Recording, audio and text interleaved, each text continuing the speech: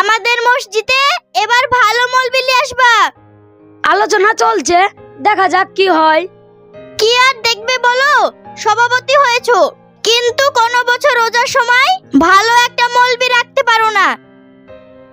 আবার বলছো দেখি কি করা যায়। কেন, গতবারের মৌলানাটা ভালো ছিল না? ছিল তো, খুব ভালো, খুব শান্ত, পড়ে পড়ে ঘুমায়, একটা গজলও বলে না, শুধু খায় আর ঘুমায়। ওই বুন্দান নগরের বাহাদুর মাওলানা সাহেব 2টো সময় থেকে 4টে পর্যন্ত শুধু গজল বলে। কি মিষ্টি গলা, শুনতেও খুব ভালো লাগে। ওই রকম মাওলানা না আসলে হয়? দেখি আজ একটা মিটিং করি, তারপর সিদ্ধান্ত হবে। নামাজ পড়তে যাবা না? নামাজের টাইম হয়ে গেল। দাও আমার পাঞ্জাবিটা দাও, নামাজটা পড়ে আসি। এই নাও তোমার পাঞ্জাবি টুপি।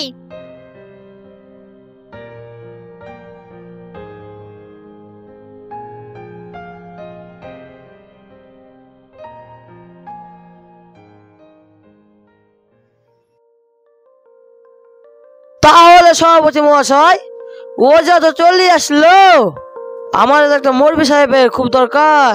হ্যাঁ ভাই, যাই হোক আমাদের একটা মৌলবি দেখতে হবে, রোজা আসতে আর টাইম নেই।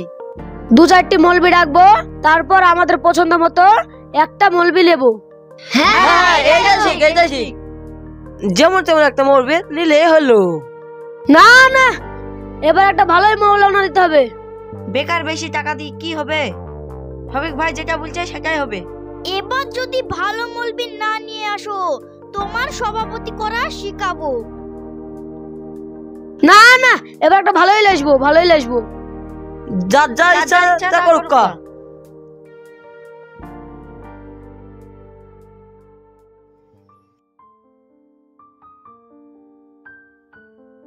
আসসালামু আলাইকুম। ওয়ালাইকুম আসসালাম। আপনারা আপনাদের পরিচয় দেন। আমার নাম হাফেজ আস্তাকিন সাহেব। আচ্ছা, আপনি একটা গজল বলুন। আছি গো ডুবে আমি পাপেরি সাগরে, না জানি কি হবে ওপারের হাসরে, মুসিবত না পাই যদি করুণা তোমার, কবরের হাসরে কি হবে আমার। ঠিক আছে, পরের জন বলেন। আমার নাম মাওলানা নাইম সাহেব। আপনি কবরের ব্যাপারে কিছু বলেন।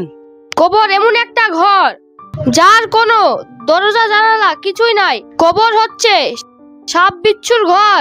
কবর আমল ছাড়া কিছু চিনে না, ধনী গরিব কিছু না। ঠিক আছে, পরের জন।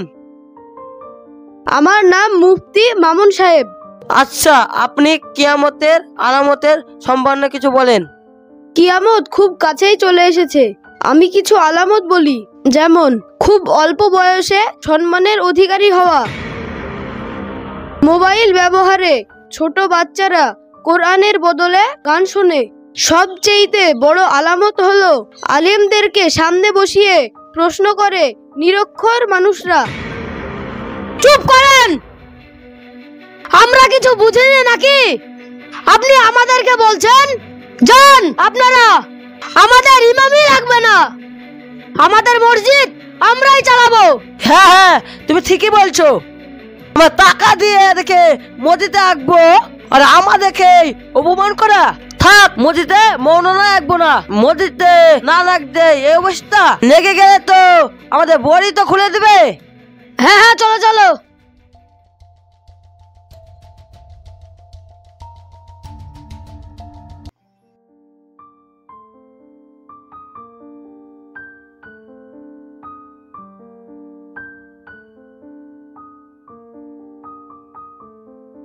মরবে সে মরবে মতো থাকবে, তা না আমাদেরকে অপমান করা। কি হয়েছে, একা একা বিড়বিড় করছো কেন? আবার কি, মরবে এসছিল, সব তাড়িয়ে দিয়েছি। তোমরা তো তাড়িয়ে দিবা, একটা মৌলবি রাখতে পারবা না? ভোরে ভাত তো তোমাদেরকে রান্না করতে হয় না? একটা ডাকার লোক নাই, তোমরা তো নাক ডেকে ঘুমাও। আরে ঠিক আছে, আবার অন্য কখন আইবো? আবার ডাকাচ্ছি তোমাদেরকে। ওরে বাবারে, যেখান থেকে হোক মলবি নিয়ে তবেকার বাড়ি আসবে।